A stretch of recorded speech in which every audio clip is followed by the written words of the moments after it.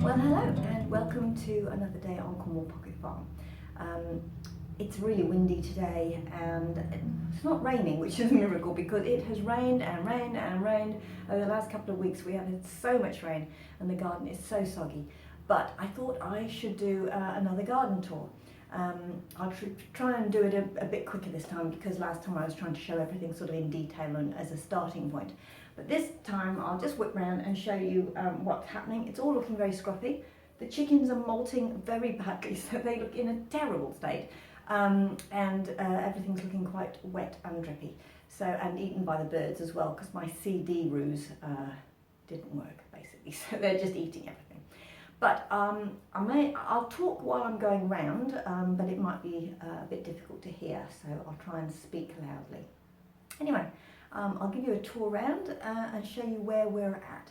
Now these aren't very, they're not very regular. I know a lot of YouTubers do a sort of a monthly tour, sort of at the beginning or at the end of every month. I think the last one I did was right at the end of April and I posted it at the beginning of May. So this one, we're now well into June, so we'll call this the June tour,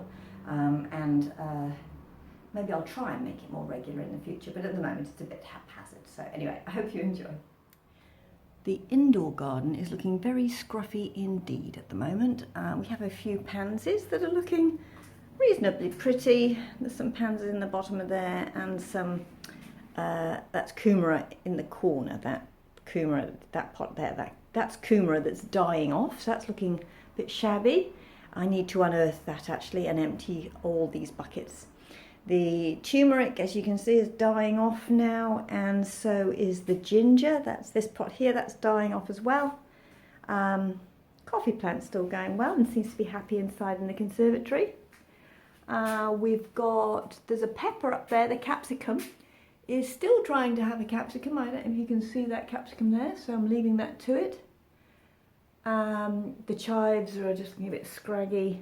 Now the chili pepper plant that I chopped off and got ready for winter has decided that it isn't ready for winter. It's decided to flower and now it's got new chilies forming. So, so I thought I'll just leave it to it. Similarly, the aubergines that we harvested and chopped, I chopped those right back and I thought, well, I'll see if I can overwinter them, and because apparently in tropical climates they keep going 2 seasons or more. So I chopped it right back, and again we've got brand new leaves, and it seems to be, the 3 of them seem to be, I think they're all having another go at it. So the leaves are not looking great, so I'm going to leave it to see where it goes to. I've got my Kumara Slips here. I read somewhere that rather than trying to create Kumara Slips every year, you could just basically take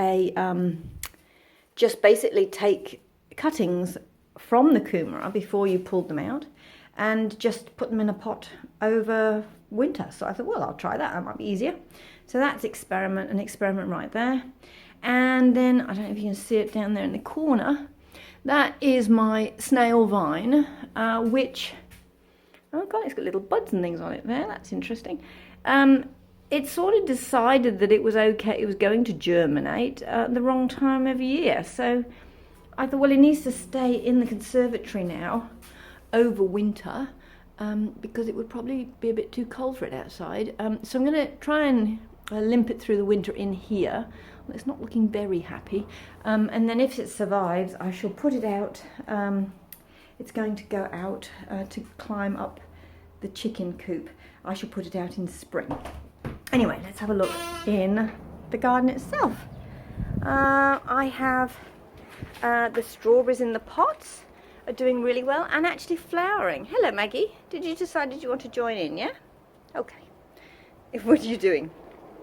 What are you doing? She's eyeing up that stick. Will you play with me? No, I won't, Maggie. I'm doing a film. Anyway, so we have flowers on the strawberries. They are actually sitting there temporarily because I need to find a proper place for the strawberries because they're all over the place. So, but anyway, they're just getting on with life. So we have lettuces there, which are still going well, but they're eaten by the birds, and some rocket. That's a hebe, which I got on the sale rack at mitre 10, and it's ready to try and go into the chicken coop. And these are my, what are they called? Oh, it won't come. Hyacinths. Yes, hyacinths, that's what they are. And so they're coming through. They all seem, there are 5, and we've got little mounds at the back there, so it looks like all 5 are coming through. This is a very sad lemon that was in the food forest, and the snails just hammered it. So we've brought it down here to try and nurture it back to health, and then try and think of a different place for it to go. It's looking very sad. But anyway, we'll see if it survives or not. The lemons that are around here are doing brilliantly well. They're really happy, and they've got lots of lemons on. We've had quite a few lemons off these tiny little trees already. So you can see in comparison that one's looking pretty rubbish. So we will see how that goes. I've got a... golly, it's going to be one of those days, isn't it? No, can't remember what it is. Maybe if I can think, I'll put it on the screen. Right, so let's have a look along here. It's all looking very wet and a bit scrappy. So all herbs, they're all doing their bit still. Yeah, all looking a bit rubbish and scrappy. And the blueberries are changing colour a little bit and sort of going into their winter phase. Chicken run's looking pretty wet. Hello Pip, how are you? Pip's the only one that looks half decent. The other ones have all lost all the feathers off the bottoms.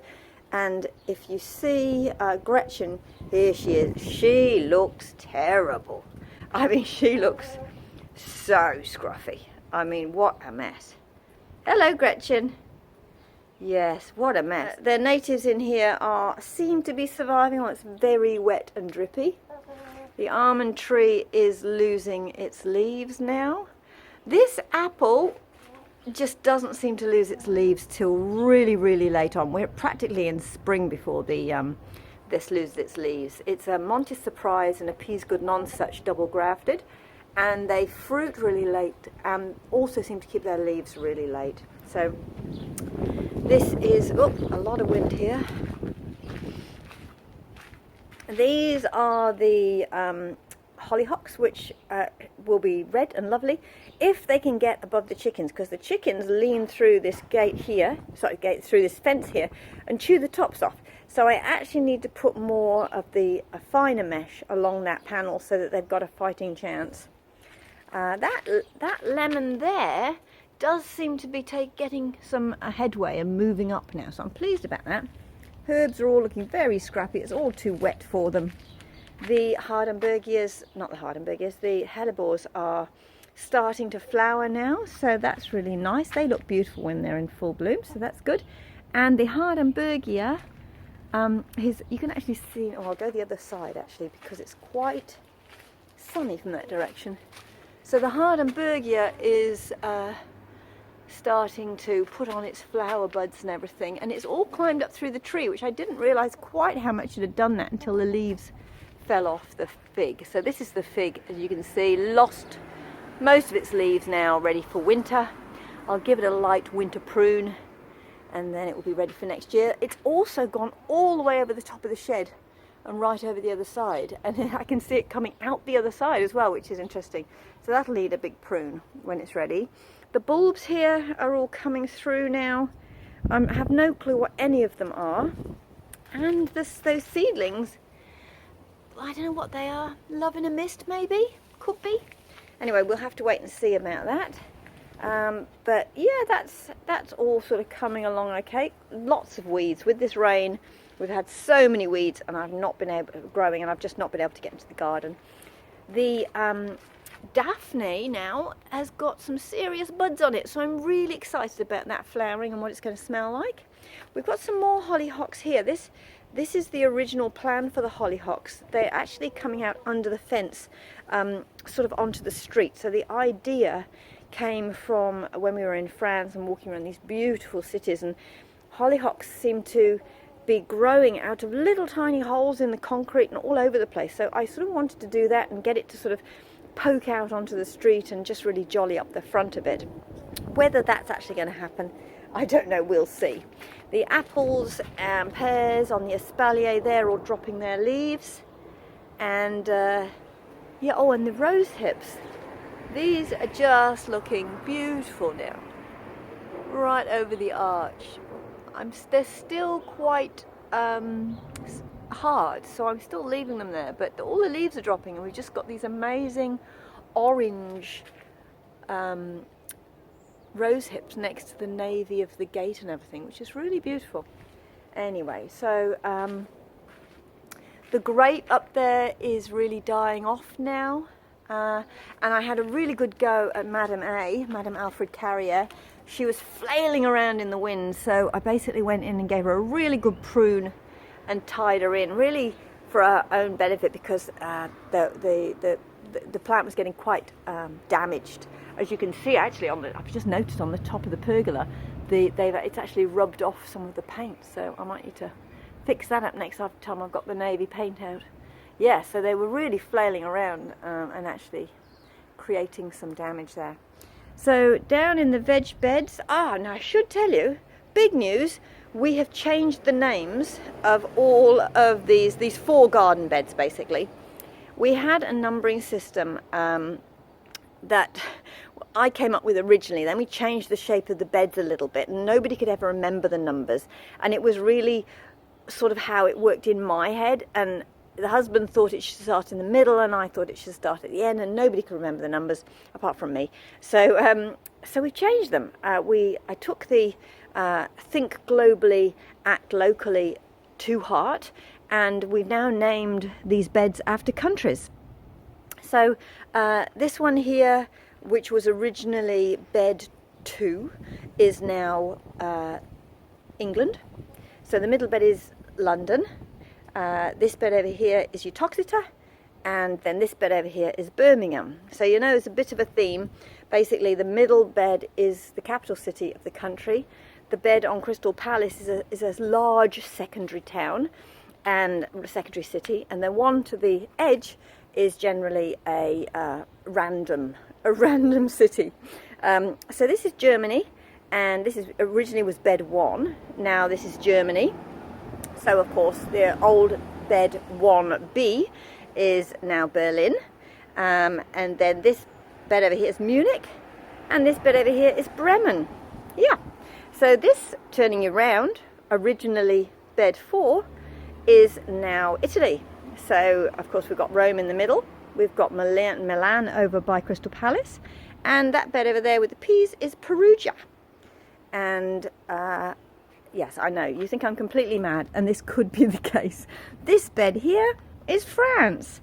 We thought it should be France next to the French windows of the house. So, of course, Paris in the middle.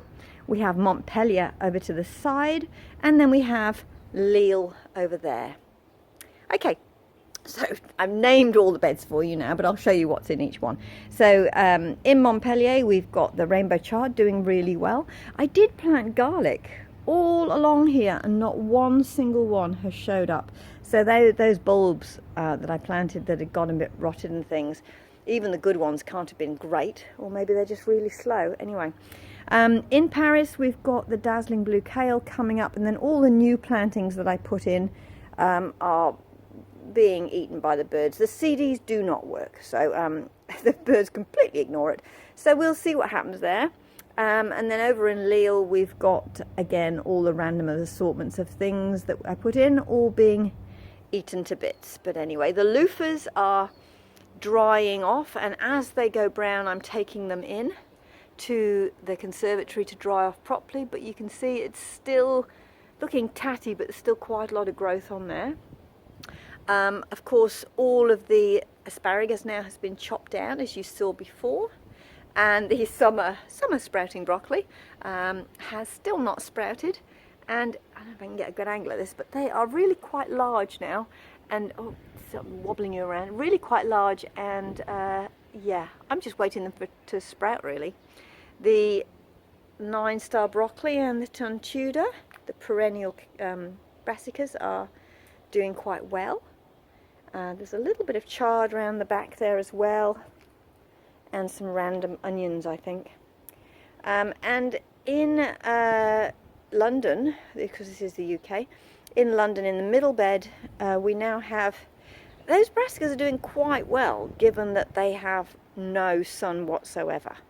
The beetroot are pretty much over, there's a few left that we're just using in curries and things. The lettuce, of course, have been completely decimated now because the nets are off, so the birds are just eating them. And the lettuce under there, we had birds, the net has risen at the back, we had birds in there the other day, so they've just had a good old mange at that lettuce too. So as I say, it's all looking pretty scruffy and wet at the moment.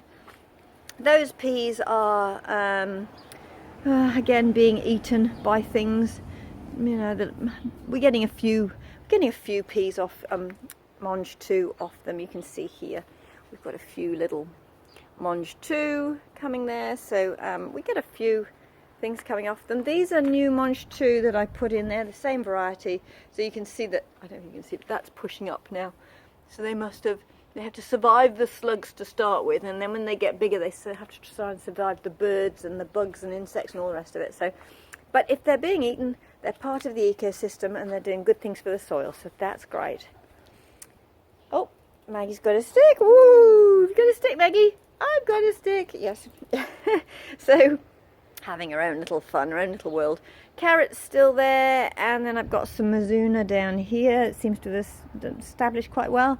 The leeks are getting really quite big now, so that's good. My broad beans are staked, and the mâché or corn salad is doing well in between, so they're doing okay. I've got some random lettuce and some onions through the middle there, and down here we've got some poppies, more nasturtiums, of course. There's some poppies down there, and then these were peas, Shiraz peas, and they have not really performed that well. There's a couple of them that seem reasonably happy, but again, I don't know, they just don't seem that happy.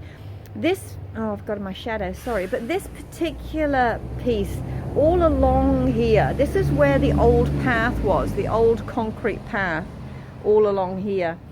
And over here, things do not seem to do very well. Maybe something in the soil there, I don't know. The first year we noticed that nothing really much grew over there, and these peas certainly don't seem to be thriving, but anyway, we'll see. And then we've got this bed over here, Germany, which was the old bed 1, and those there we've got the those perennial, oh, I've made you go blurry, those are the perennial brassicas. They're doing quite well, and then we've got a variety of other bits and bobs. They're dazzling blue, there's a little bit of Raspberry, things like that. There's some spinach limping along in the background. Yams are still in. I still haven't harvested the yams, so they haven't died off yet. You have to wait till the tops die off, so they're still in. Rhubarb seems to have taken reasonably well. And down here again we've got Cavolo Nero, Raspberry, we've got some celery in there, all sorts of bits and bobs really. And then this middle bed still covered. The leeks have taken, and we've got some self-sown lettuce in there, and a few brassicas which are very slow if they haven't been eaten by the slugs and snails. So that's that. Up here, as you can see, it is wet, wet, wet, wet. You can see our puddle. That's one of the issues we have up here on Park Squares. We have a big puddle in the middle when it rains. So we need to actually get all this leveled and then put a proper surface on it before we do anything more fancy than just, you know, the resource centre with piles of wood. The potatoes are coming on well, not these ones so much. These are Jersey Bennies, and there's only a few really come up and started doing well. But over there we've got the Ilium Hardy, and they've all really really come on well. Yeah, so they're really growing away quite nicely. And what do we have in the cold frame? So in the cold frame I've got a few things. I've got lots of water. Those are some brassica seedlings, cauliflowers and what have you. And then in the ice cream tubs, those are some flowers that a friend, Ellis, very kindly gave me. So there's some, what are they? They are some pansies and some calendula, that's what it is. No labels on those, so I have to remember that. So that's in the cold frame. What else? Oh, the grape up there is all dying off. So that's all good. The banana still going mad. Yeah, trying to navigate around the puddle. The plum tree is completely bare now, dropped all its leaves. And so is the elderberry now, has lost most of its leaves. And the passion fruit, you can really see how well it's doing now. It's really taking over. Now it's got the light and the air that the trees have been deciduous. It's really romping away with lots of new growth, so I'm pleased about that. The food forest is full of weeds. So we've got some hollyhocks over there which are poking out the other side and hopefully will flower in the summer. The rhubarb's doing well, and we've got some comfrey over there. That's lemongrass, that's taken really well. We've got a parsnip which I'm hoping will just sort of self-seed this year. And in amongst those weeds there is a little bit of New Zealand spinach, some, what else, we've got sorrel I think in there, all sorts of bits and bobs. Yeah, and then we've got lots of vegetation on the banana bed because all the rose clippings get chopped up and put there. Now I'll take you around. Oh yes, and we've got some very sad looking bunching onions. They have got insects and things, not looking very happy. I probably need to move those. They're in the shade, they're not very happy. So yeah, I need to do something with those. I was actually thinking the other day that in the winter, of course I get no sun on this side of the garden. Very windy, sorry.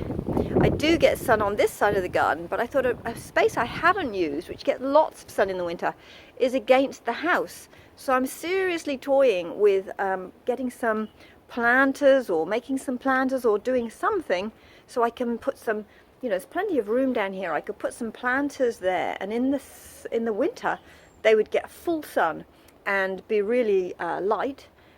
They would need to be watered because they're under the eaves a little bit, but then in the summer it would be very good for a shady area, and I could plant some lettuce or something, which would be rather good in the shade.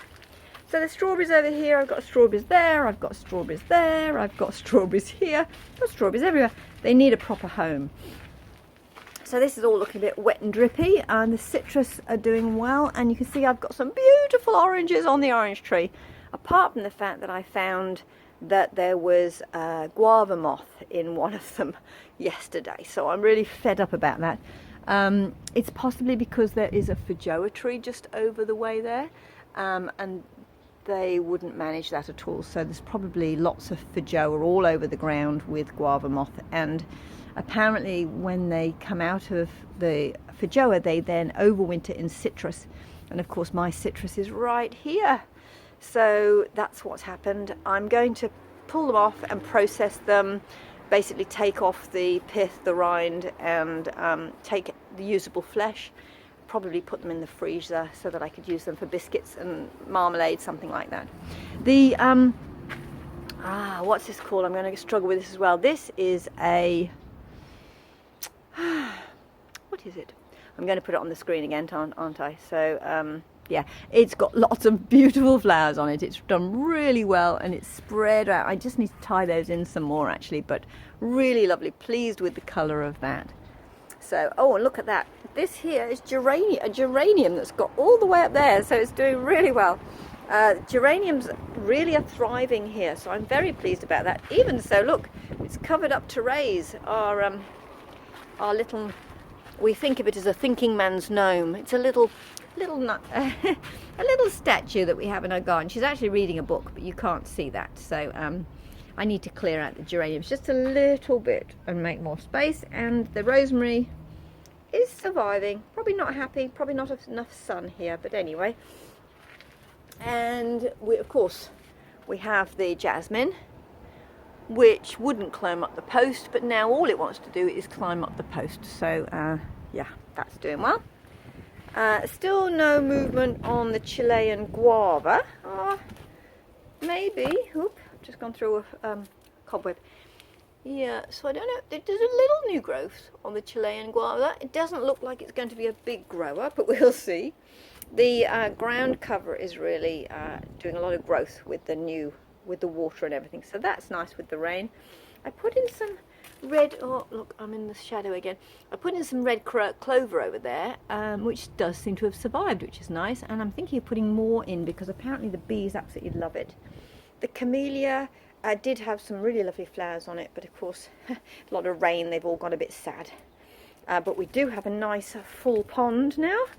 The pond is all full of weed and all sorts of things, but you can I don't know if you can even see the fish. I can see some fish in there.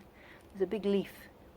But anyway, there, that's looking a bit scruffy, but anyway, it's alive. And down here, of course, these have all finished. The flowers, they've all finished, and the snow in summer has taken off with more rain, so that's good. It seems to grow out of cracks in the rocks, so I'm hoping that's going to take off there. And also we have here some chamomile, but it does look like it's been thoroughly eaten by something, so I don't know what is living along here. Something. We've got baby swan plants coming up in here, so maybe I'll have to pull those out. And of course the raspberries are over now, so they're all looking very sad. And the blackberries, I had a good chop back of those, so that's all the new growth that we should get fruit on next year. So that new raspberry is looking very sickly, so I don't know if it's supposed to do that. Certainly the old raspberries do that, so maybe it loses its leaves as well in the winter, and it does that. So I've got my stick pile over here for the bugs. I chopped off the tops of the swan plants because otherwise they just get too big and they just go everywhere. So I've just added those to my stick pile down there, and we've got lots of wildflowers, mainly Alison actually coming through, and all through here. So this just gets a little bit wild, and through to spring it's very busy. Oh, and the blackcurrant seems to have buds on it, which is, I don't know if it's supposed to have buds on it, but yeah, it seems to have buds on it. So this is all, oh, and that's a new plant that I put in, little seedling. Hello Maggie, what have you found? What have you found in there? So that's a borage. Oh look, and I've just seen, there's a butterfly there. Hello butterfly, what are you doing? Have you emerged? It's a bit wet and grey, isn't it? Yeah, maybe it's just emerged. So there were no caterpillars or anything on the tree on the swan plants when I took them down, but the caterpillars go off and hibernate. You know, they sort of do their chrysalis thing somewhere else, not actually on the tree. They go and put their chrysalis somewhere else, hang off a bit of fence or whatever. So that could have just emerged from somewhere else. Well, so this is pretty much it. The sun's coming out, which is rather lovely. This rose is doing a little bit better now. It was very sad through the hot, dry periods. And she's very beautiful. She is Jacqueline Dupre, has the most amazing blooms, and it smells divine. She's not brilliantly healthy, but I love the blooms, so she's worth it. This one, on the other hand, this is Dublin Bay, and it just hasn't done well. It has gorgeous blooms. I mean, it just has lovely blooms that come up. Oh, I've just seen this here. Maybe you can see that. That there is a moth plant, and it's a terrible noxious weed here in New Zealand, and they pop up all over my garden because next door, of course, has moth plant. I hadn't spotted that one. That has managed to get quite big without me noticing it. Oh, up you come. So that's out. But I often think, you know, if I'm having all of these moth plants coming up in my garden, the neighbours who don't even recognise what this is must have them all over the place. Anyway, it's a horrible plant, and it has horrible sap as well, which I've just got on my fingers, so I'm just going to have to go and wash my hands. So bear with me, I'll be back in a minute. Okay, well, that's it pretty much. That was it, whistle stop tour for June. Hopefully get a bit of an idea of where the garden is at. It's all a bit drippy, a bit wet and covered in weeds. but I'm hoping for some warmer weather. And what I have been doing, of course, is planning out my my summer garden. So I've planned all that out with the guilds and everything, and of course I've been completely geeky and done amazing spreadsheets and worked out all the planting schedule with formulas and all the rest of it. So I've had lots of fun doing that inside on wet rainy days and getting on with my knitting. So, so maybe I'll show you a video of that actually, if you're interested. Maybe there are a few more geeky people out there like me who enjoy a good Excel spreadsheet. But anyway, maybe I'll share that. So the next thing really is just to keep the garden ticking over. I need to do some more structural work. Oh, and I didn't know if you noticed, this last weekend we did actually put some down pieces on Crystal Palace to sort of just give it a bit more solidity, and I just felt it would look better, and it does. It looks a million times better. The other thing is that I again have found some new growing space down at the base of Crystal Palace, so I want to build out some new beds there just to give me a little bit more growing space for summer. So that's another plan. Again, waiting for some dry weather because it's pretty miserable, and we do all our building work obviously on Park Square, which has got a big puddle in the middle of it, so it's a bit damp to do much woodwork in there when it's been raining. So hopefully we get some dry weather. I can get on with that. That really needs to happen before I start planting out. But it's a few months yet. It's, you know, I won't start planting out into the garden until at least September. So yeah, so anyway, that's it, and thank you for joining me on the tour, and hopefully it won't be that long before I do another video, but totally weather dependent actually at the moment. See you later, bye. We've had a bit of progress on the Transatlantic Melon Challenge. Look at this. We have one seedling up, and I don't know if you can see, I'll try and get in close where it'll focus. She's got a true leaf coming. Now I should say the fluff around the base, this white stuff here, this is just because I noticed some fungus gnats flying around, so all I had to hand was a little bit of fluff from my sewing room, so I put that on, and that seems to be doing the trick. So and I don't know, maybe it's keeping her warm as well. Anyway, the reason she's called George is because in this box here we have my not chitting seeds. Let me just open this with one hand, awkwardly. So, can I get the lid off? I'll bring you back when I've got the lid off. Oh no, here we go. So here we have the rest of the seeds. Now originally I called them the famous 5, thinking that they would all come up, but unfortunately these have not come up. They've not chitted at all. They've just sat there, and I think they're potentially thinking about rotting. But so given that they were the famous 5, the first one that chitted and got potted up was called George. The next one was going to be called Timmy, but and so on and so forth. However, they haven't seemed to have chitted, possibly not warm enough.